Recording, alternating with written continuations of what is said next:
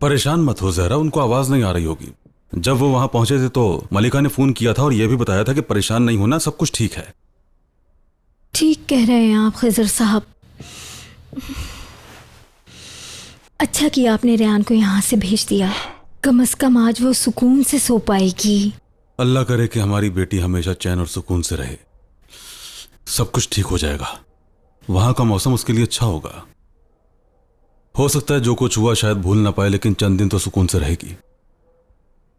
तुम भी काफी थक गई होगी जहरा, जाओ थोड़ा सा आराम कर लो जाकर, तुम्हें जरूरत है।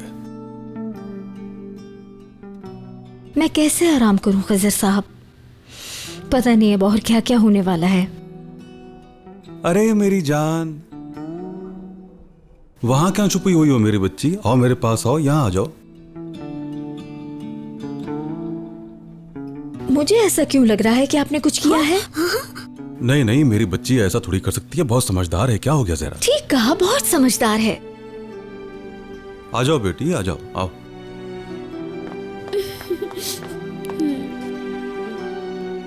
ये तो मेरी प्यारी सी बेटी है। तुम्हें यूं हंसते हुए कितने दिनों के बाद देखा है मैंने जहरा। हमेशा ऐसे ही हंसती रहना। अरे मेरी जान, मेरी बेटी। जीती रहो शाबाश।